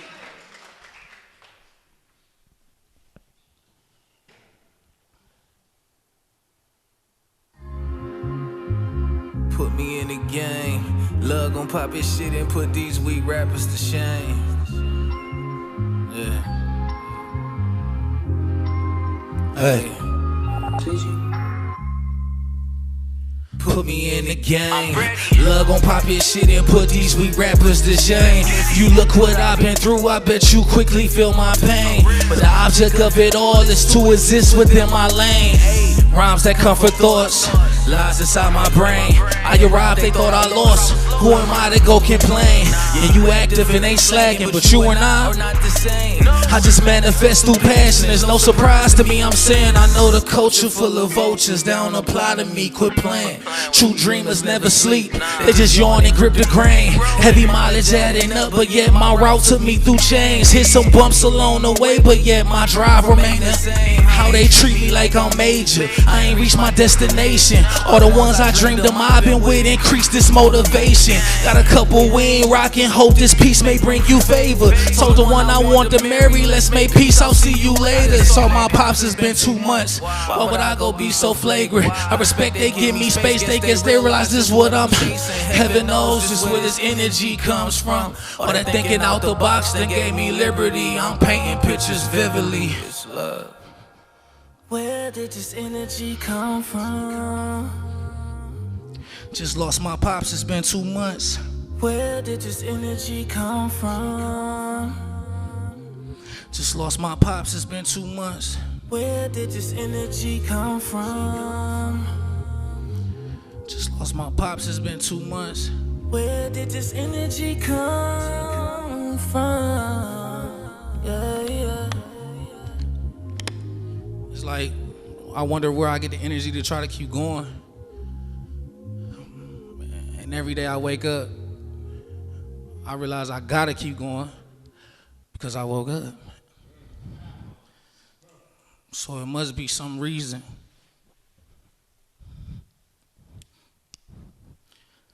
It gotta be for some purpose.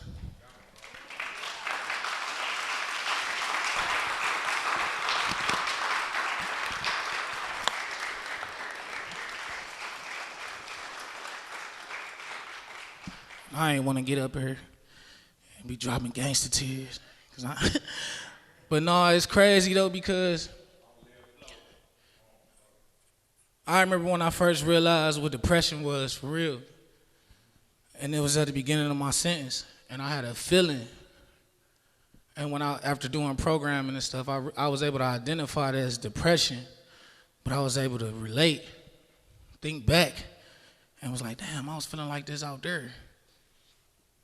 So we got this goal.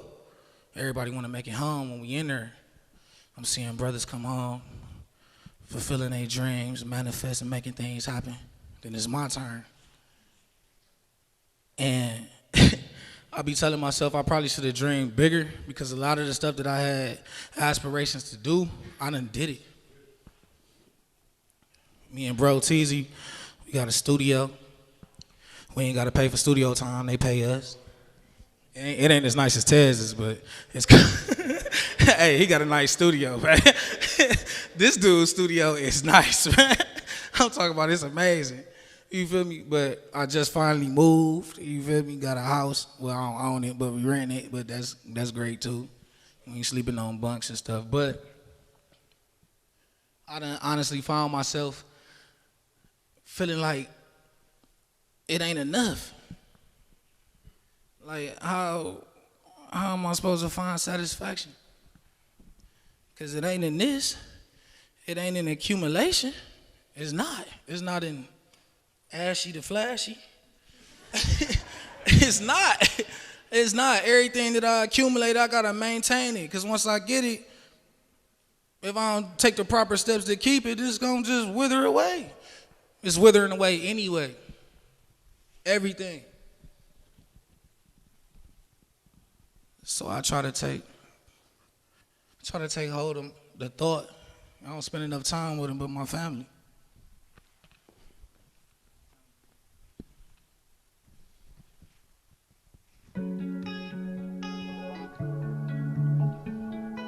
This is what I gotta do it for.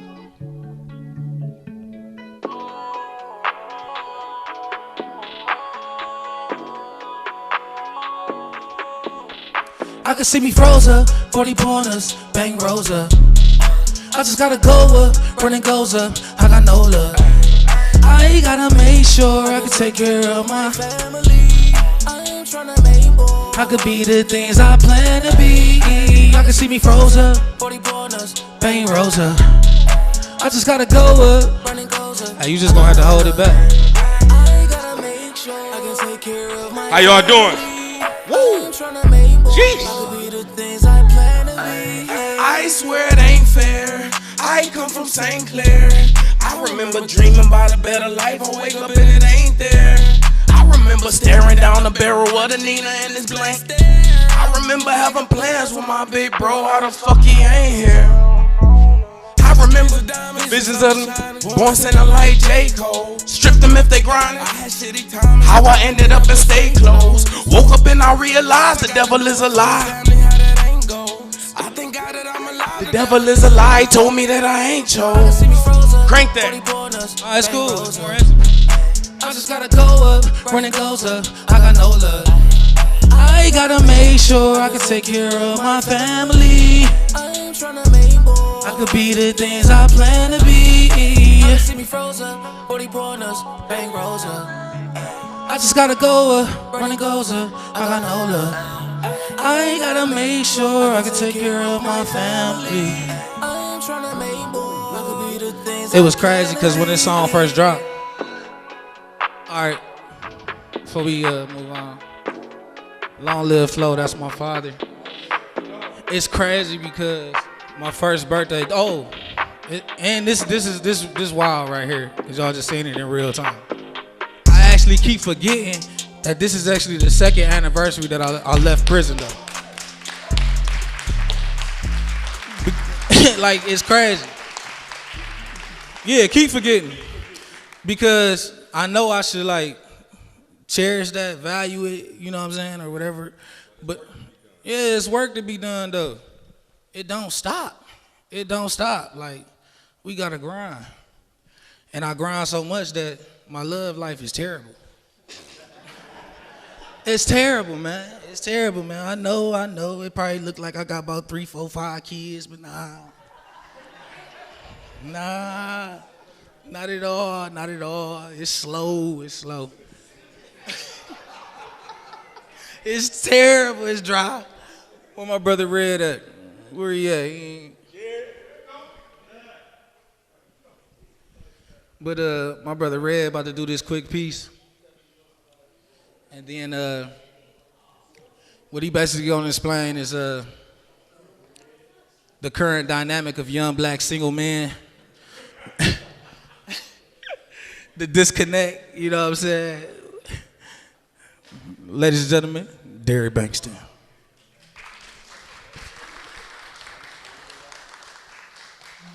How y'all doing? Everybody know me as Red. I did about 12 years. I did time with a lot of brothers in here. A lot of y'all I see like, dang, it's good to see you out, you know what I'm saying? One thing I can say is we was all in the same place, but we all had different lanes. You know, some of us did music, some of us worked out, some of us hooped, some of us broke a lot of rules. You know what I'm saying? It was, it was mixed up, you know what I'm saying? So, but I did 12. I had been to like 7 different prisons. I always got in trouble for establishing relationships. Light skin shit. So, you know, I wrote this piece, and I wrote it while I was incarcerated, but, I mean, you get the gist of it. I will attempt to interpret the language of love's discussion. They tell me, follow instructions to avoid destruction and utter ruin. Because what I'm doing is not real, yet not quite artificial.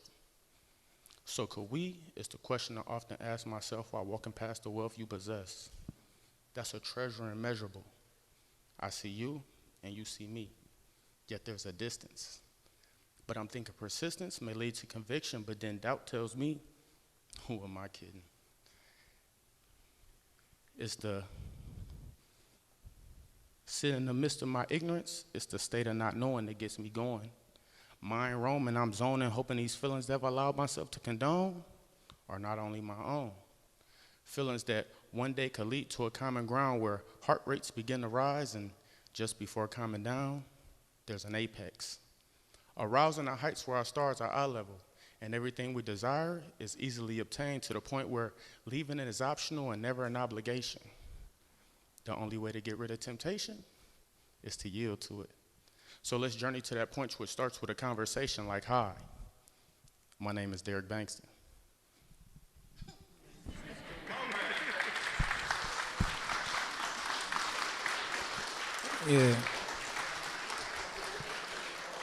Yeah, obviously I ain't as smooth as that brother, because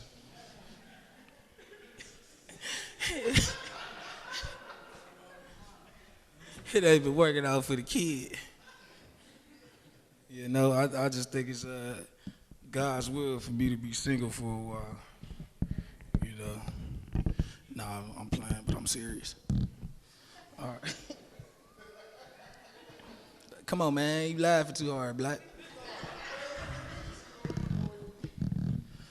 All right. I dedicate this last song. It's called Complex Simplicity. Complex Simplicity is a title. I actually got it from this artist that I love. Her name is Tidra Moses. Yeah, somebody here. But I love her. I love that song. I love the concept of the song. So I basically just made my own version of it. It don't sound nothing like hers. But I dedicate this to my father because I basically just wanted to like try to paint an audio portrait of what was going on in my mind at that time. So Kendra lined it up. She actually spoke on this a few years ago with Brianna, and she wanted Brianna to tailor fit a piece. And I say piece because her art is, is dope.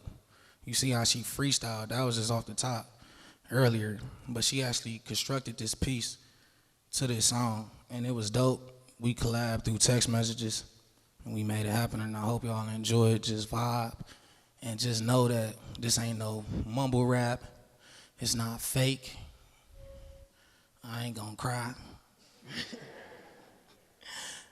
Let's get it. Complex Simplicity. The man to beat me haven't been born yet. Turn me up, Malachi.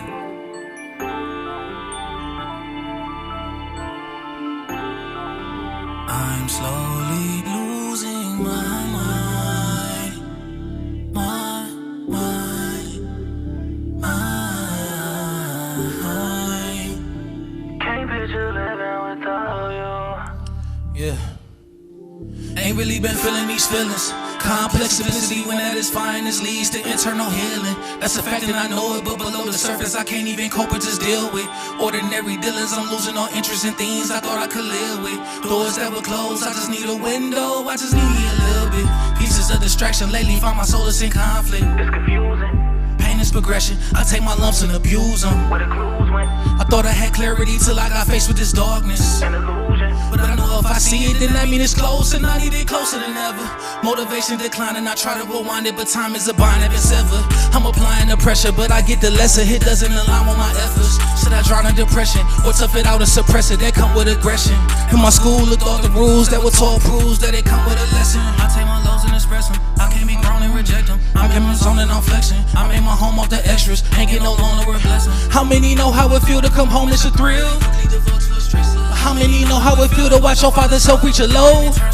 Just over a year out of prison, been feeling incarcerated, mentally shackled. Try to attack it when I get my all, I feel overrated. Maybe I'm simply just overjaded, or maybe I need to take hold of patience. Maybe I need to keep focused. Maybe I need me a little bit more prayer for real.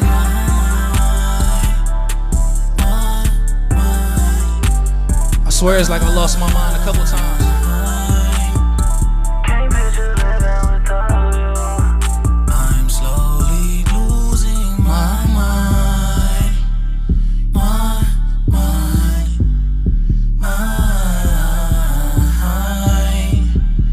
Picture living without you.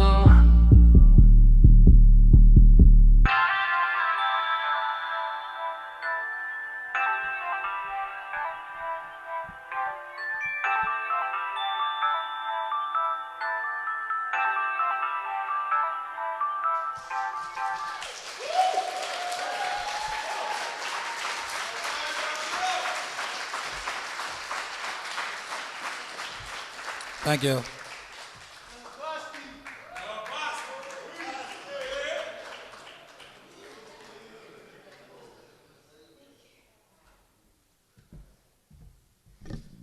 We appreciate y'all. Give yourselves a round of applause, man, for sticking it out, sticking with the struggle.